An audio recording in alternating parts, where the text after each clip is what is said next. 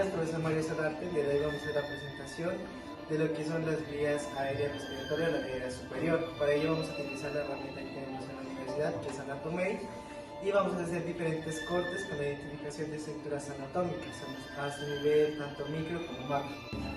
Mi grupo está conformado por Alex Muñoz, Kate Montaches, José Guerrero, Lorena Martínez, Felipe Villota y quienes hablan Milagros. Mi nombre es Lorena Martínez y vamos a explicar sobre las estructuras anatómicas de la vía aérea superior. Empezamos por las narinas, como las podemos ver aquí, son las de entrada a las fosas nasales que se toman desde la primera zona que deben atravesar las moléculas para para estimular los receptores olfativos. Seguimos con lo que es el dorso de la nariz. El dorso de la nariz es la parte superior de la nariz, esta que se extiende desde el puente hasta la punta de la nariz. Es la parte de la nariz que se compone por una línea curva que tiene una ligera protuberancia en el medio. Por aquí. Para continuar con el proceso de disección, hacemos el cambio de placa y nos dirigimos hacia lo que es la parte ósea y cartílago. En esta toma podemos ver lo que es el cartílago del ala mayor, que es una placa delgada y flexible. Esta está doblada sobre sí misma de tal manera que forma las paredes medial, lateral de la nariz y de su propio lado. En el proceso de disección vamos a hacer un corte transversal en la parte del cráneo que nos permite observar lo que son las fosas nasales y los senos paranasales.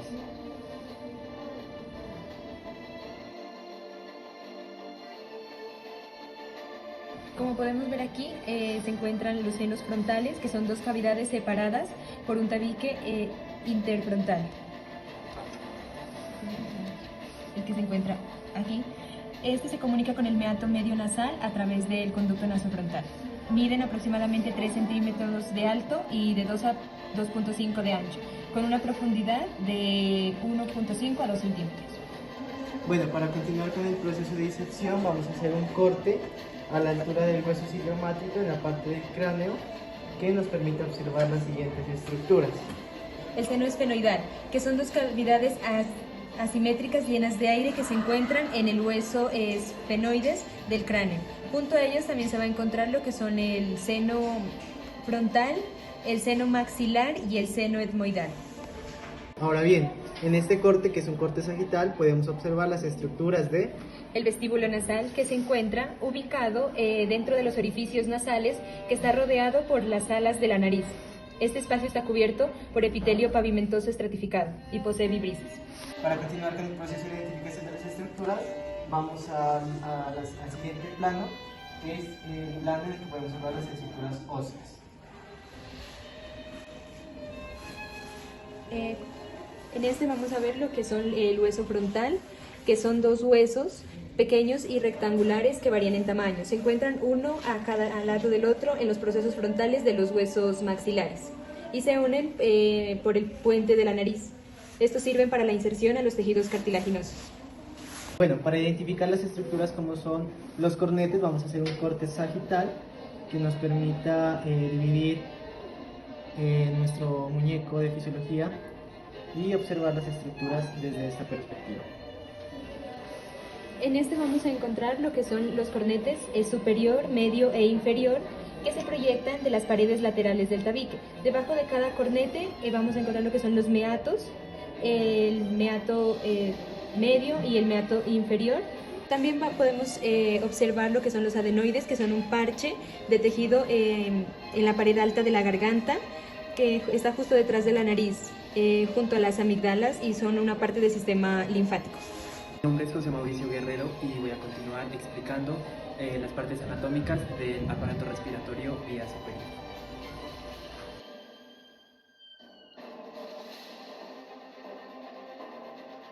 Vamos a hablar aquí en la parte media de la laringe y la faringe. Vamos a encontrar lo que es el hueso hioides, que es esta parte de aquí. Es un hueso impar medio simétrico ubicado en el adulto a la altura de la tercera y cuarta vértebra cervical. Forma parte del complejo hiogloso-faríngeo, presentando inserción de estructuras provenientes de la laringe, la mandíbula y el cráneo. Bueno, a continuación vamos a indicar lo que es el paladar blando, que viene a ser la parte de aquí que estoy seleccionando con mi dedo. El paladar blando es una estructura anatómica compuesta por tejido blando, principalmente músculos que cumplen funciones importantes en la fonación, articulando las palabras. La deglución mediante la fase bucal de la alimentación, permitiendo el paso del bolo alimenticio hacia la faringe, es el que separa la cavidad bucal de las fosas nasales. Bueno, vamos a encontrar en la parte de la nariz, en esta parte de aquí, lo que son los meatos superior, medio e inferior. El meato inferior está ubicado entre el cornete inferior y el suelo nasal.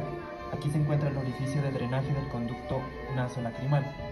El meato medio está ubicado entre el cornete medio y el cornete inferior. Aquí se encuentran los orificios de drenaje del seno frontal, celdas etmoidales anteriores y seno maxilar, y el meato superior está ubicado entre el cornete medio y el superior. Aquí se encuentra el orificio de drenaje de las celdas etmoidales posteriores.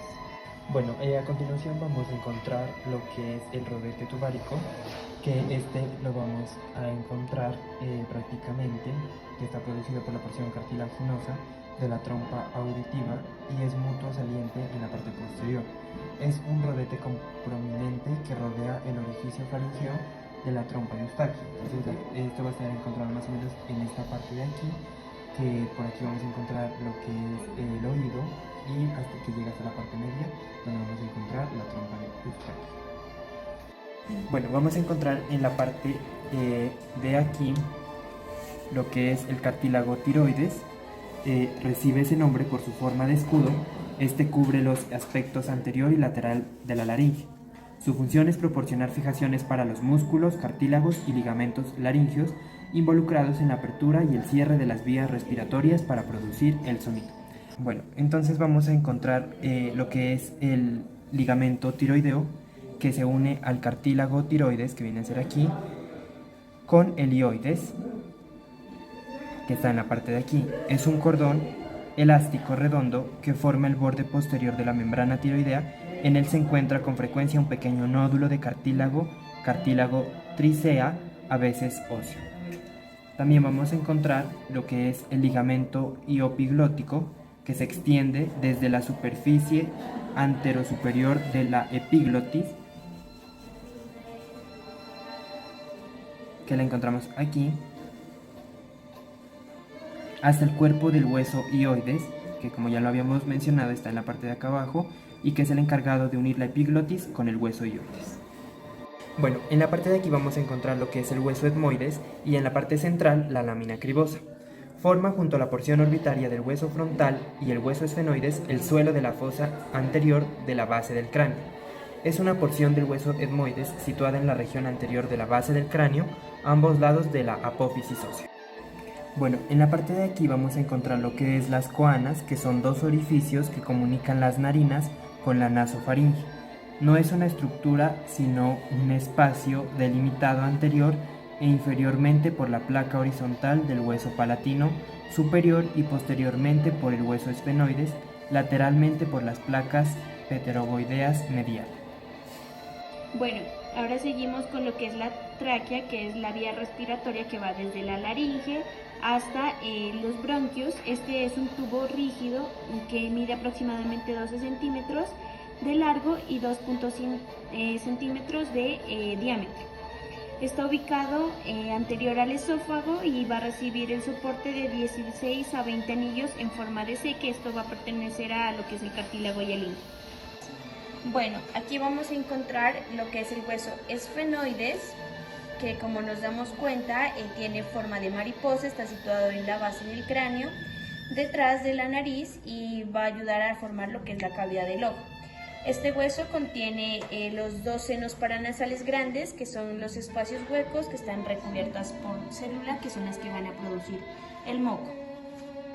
Bueno, vamos a hablar de las porciones que tiene la faringe. En primer lugar vamos a encontrar la nasofaringe, que aquí va a estar, es posterior a las coanas y se encuentra arriba del velo del paladar. Bueno, aquí la voy a seleccionar. Recibe el conducto auditivo, que es la trompa de Eustaquio, y de los oídos medios, y la que va a albergar también a la amígdala faríngea. Después vamos a seguir con la otra porción, que es la orofaringe, que es un espacio entre la margen posterior del paladar y de la epiglotis, y incluye el tercio posterior de la lengua. Aquí se relaciona con la boca. Y la laringofaringe, que se encuentra en sentido posterior inmediato a la laringe, y esta se va a extender del margen superior de la epiglotis al margen inferior del cartílago cricoides. Bueno, seguimos con la vallécula, que la vallécula es la depresión de la mucosa que está situado en un ángulo entre lo que es la epiglotis y también va a estar entre la base de la lengua. Aquí entre los pliegues medial y lateral de la laringe están estas depresiones que sirven como trampas para escupir.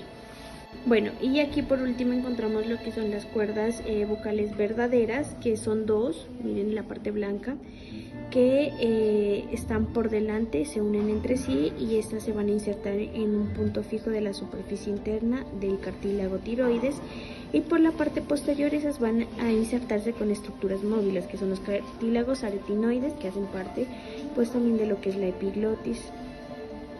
Estos producen sonido cuando pasa el aire entre ellas. Cartílago cricoides, que este va a conectar lo que es la laringe con la tráquea y tiene forma de un anillo y se encuentra por debajo del cartílago tiroides. Miren la relación que existe. Mi nombre es Dina María y voy a continuar explicando el proceso de vía aérea superior. Estas son las cuerdas vocales falsas, también llamadas cuerdas vocales vestibulares, ventriculares o superiores. Se encuentran arriba, no tienen ninguna función en el habla, sino que cierran la laringe durante la deglución. Las cuerdas vocales falsas están formadas por dos bandas, una izquierda y una derecha, que delimitan entre ellas en un espacio retráctil conocido como rima vestibular. El músculo esofágico está formado por dos capas de músculo liso encargadas de provocar ondas que conducen el bolo alimenticio hacia el estómago. Este tránsito esofágico es ayudado por la fuerza de gravedad. El paladar duro, también llamado paladar óseo, es la parte delantera del paladar formada por el hueso palatino y se ubica delante junto de los dientes, tensando y elevando el velo del paladar. Esta es la silla turca, que es una estructura ósea del hueso esfenoides y sirve como protección para la glándula pituitaria. El músculo aritenoideo transverso es un músculo que se encuentra en la región posterior de la laringe. Es impar y delgado. Se inserta en ambos cartílagos aritenoides. Lo inerva el nervio laringeo recurrente o inferior y su función es la aducción o el estrechamiento de los ligamentos vocales o cuerdas vocales. Aquí podemos observar el bulbo olfatorio, que es una pequeña estructura vestibular cuya principal función es captar y procesar la información proveniente de los receptores odoríferos situados en la mucosa nasal. Aquí lo podemos mirar en otro modelo, al bulbo olfatorio. Esta pequeña prolongación de la corteza cerebral se localiza debajo de la zona más cercana a los ojos del lóbulo frontal y se conecta con la parte más interna de las fosas nasales. Reciben información acerca de los olores de la nariz y la envían al cerebro a través de los tractos olfatorios. El cartílago tiroides forma una elevación mediana, llamada la proeminencia laríngea, que en algunas personas está más marcada, y esta se llama la manzana de Adán, y esta está formada por las láminas cuadrangulares que están convergiendo por delante y por debajo, y hace en posición inferior el hueso hioides. Aquí es característico que el cartílago tiroides sea más grande en varones que en mujeres, porque son las hormonas sexuales masculinas las que estimulan su crecimiento durante la pubertad. El músculo cricotiroideo está sobrepuesto a la tráquea. El primer anillo está modificado para soportar la laringe. Tiene la forma de anillo con un arco anterior y un sello posterior. En este arco se van a articular de ambos lados los cuernos inferiores del cartílago tiroides, que su función en común es traccionar el arco del cartílago cricoides hacia arriba.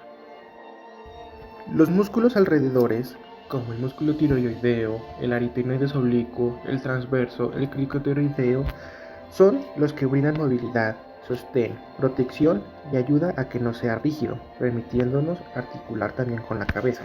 Y digamos, si nos imagináramos algún golpe en esta área y no tengamos estas protecciones, probablemente moriríamos, como en las películas, estando expuesto a infecciones y a otros demás factores ambientales. Estos músculos se convergen entre sí de tal manera que no parezcamos un robot todo tieso.